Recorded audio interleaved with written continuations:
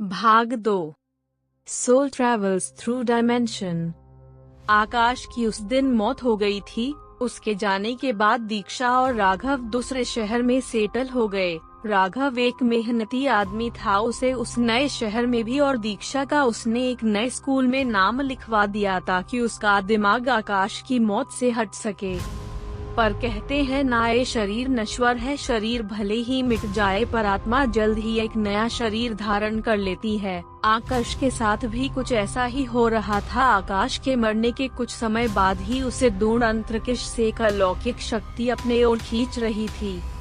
आकाश को ऐसा लग रहा था कि जैसे कोई उसे नया राह दिखा रहा हो। आकाश भी उस नई शक्ति की तरफ थोड़ा आकर्षित था, जिसके वजह से वो उस ओर खींचा चला गया। आकाश को अंतरिक्ष में एक बड़ा सा होल दिखा जो आसपास की सभी चीजों को अपनी तरफ खींचे जा रहा था, मानो जब कुछ निगल जाएगा। आकाश ये सब देखकर हैरान रह गया। ये एक खौफनाक नजारा था।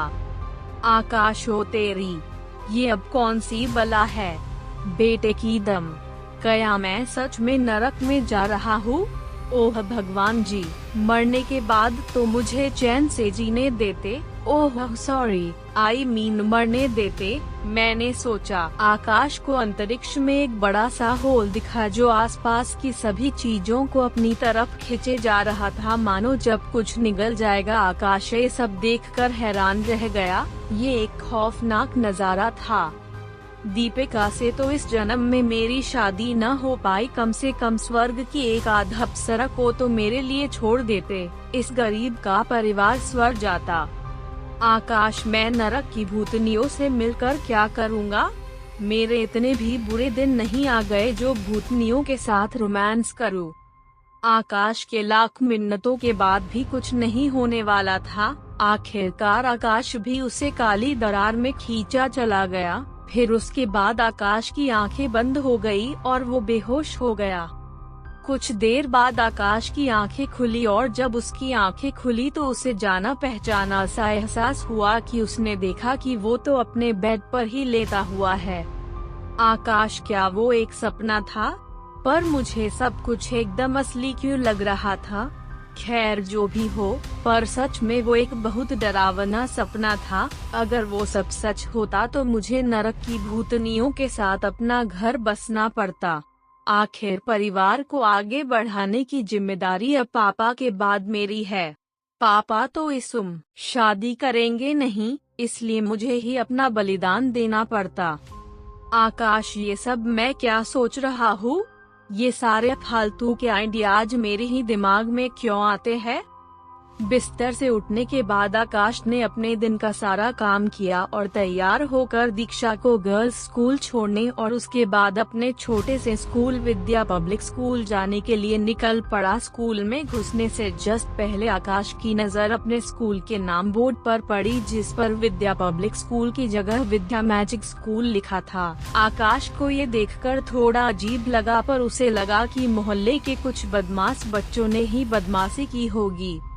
आकाश, हम मोहल्ले के बच्चे तो शरारत करने में मुझसे भी आगे बढ़ गए। उनकी तो हिम्मत इतनी बढ़ गई कि स्कूल के बोर्ड्स भी चेंज करने लगे हैं। लगता है मेरी ट्रेनिंग काम आई। अब मुझे दिमाग लगाना पड़ेगा कि अब मैं उन्हें और कौन कौन सी नई नई शरारतें सिखाऊं। आखिर मेरे बच्चे हैं, इतनी लगन से मैंने अपना खून पसीना एक करने इस सबको ये कारस्तानियां करना सिखाया है। आगे जगह यही सब तो मेरा नाम रोशन करेंगे। आकाश है, मेरे दिमाग में बार बार बच्चे और परिवार की बातें घूम फिर कर कहाँ से आ जा रही है। लगता है मुझे सास ससुर वाले सीरियल्स कम देखने होंगे, नहीं तो मेरा दिमाग इन्हीं सब में लगा रहेगा। आखिर करूँ भी क्या करूँ? ये दीक्षा की बच्ची दिन भर अपने ही सीरियल्स लगाए रहती है। कभी ये रिश्ता क्या कहलाता है तो कभी ससुराल सिमर का उसके सीरियल्स मानो खत्म होने का नाम ही नहीं लेते। मैं अपना फेवरेट कार्टून भी नहीं देख पाता और ना ही मार्वेल्स की कोई मूवीज। आकाश है, दीक्षा की बच्ची केवल अपने ही मन का करती है। आज घर लौटने के बाद तो मैं अपनी फेवरेट मार्वल मूवी देखकर ही रहूँगा। आकाश के दिमाग में यही सब तूफानी आइडियाज दौड़ रहे थे कि तभी उसे पीछे से किसी की आवाज सुनाई दी। आकाश भाई, आकाश भाई, अरे रुको तो सही, मैं भी आ रहा हूँ, उस लड़के ने बोला। आकाश ने पीछे मुड़कर देखा तो पीछे से एक लड़का उसी के तरफ भागते हुए आ रहा था। ये कोई और नहीं, आकाश के बचपन का दोस्त आदर्श चौधरी था। आदर्श को देखते ही आकाश ने कहा, रोबिन, बड़े सही टाइम पर आया तू। तेरे इस भाई बैटमैन को तेरी ही जरूरत थी। मैं बहुत देर से बच्चों के बारे में सोच रहा था। बच्चों? आदर्श। आकाश मन में, ये बच्चों के बारे में मैं क्यों सोच रहा हूँ? ये कोई उम्र है मेरी बच्चों के बारे में सोचने की? अभी तो मुझे बॉलीवुड की हीरोइंस के साथ मूवीज करनी है। इन बच्चों के चक्कर में मैं अपना करियर दांव पर नहीं लगा सकता ना। आखिर उन लड़कियों का दिल टूट जाएगा। आकाश, हाँ तो मैं कहा था। आदर्श, आप किसी बच्चों के बारे में बात कर रहे थे? आकाश, हाँ तो मैं कह रहा था कि मोहल्ले के बच्चे शरारती हो गए हैं। आजकल उन सब की हिम्मत तो इतनी बढ़ गई कि अब वे सब स्कूल का बोर्ड भी चेंज करने लग गए हैं। उस सब के उम्र में तो जब हम थे तो केवल बगीचे वालों अंकल के बगीचे से अमरूद चुराकर भाग जाते थे, पर इनकी हिम्मत तो देखो। अंडों से निकले नहीं और निकलते ही इन छहुंदारों के पर निकल आए हैं। मैं कह देता हूँ रोबिन, तुम्हें इस मिशन में अपने इस बैटमैन का साथ देना होगा भाई। आदर्श आकाश की बातें सुनकर सिर खुजलाने लगा और बोला, आकाश भाई, मैं आपके साथ तो हमेशा से ही हूँ, पर आप ये तो बताइए आप किस स्कूल बोर्ड के बारे में बात कर रहे हैं? आकाश, अरे बुद्धू, और किसकी? अपने ही स्कूल के नेम बोर्ड की बात कर रहा हूँ। आदर्श, वो तो बिल्कुल ठीक है, मैं अभी उधर से ही आ रहा हूँ, उसमें तो कुछ नहीं लिखा है। आकाश, वही तो। भौहें चढ़ाते हुए, क्या कहा? कुछ नहीं लिखा? पर मैंने तो अपनी इन्हीं आँखों से देखा है उन बदमाशों की कारस्तानी। उस सब ने पब्लिक वर्ड को हटाकर वहाँ पर मैजिक लिख दिया। आकाश की बातें सुनकर आदर्श और कंफ्यूज हो गया। आदर्श ने मन सोचा, लगता है भाई ने फिर से टीचर को परेशान करने का मन बनाया था और मोहल्लों के बच्चों को स्कूल बोर्ड पर नाम चेंज करने के लिए कहा होगा, पर उन सब ने डर के मारे नाम प्लेट नहीं बदला होगा। लगता है मोहल्ले के बच्चों को आकाश भाट से अब मुझे ही बचाना होगा। आदर्श, वैसे आकाश भाई ये क्या कह रहा था कि इस बार उन सबको जाने दो, मैं उन सबको अच्छे से समझा दूंगा कि आपकी सारी बात माने और आइंदा से ऐसी बदमाशी फिर न करे, नहीं तो आकाश भाई से पहले उन सबको आदर्श भैया की मर पड़ेगी।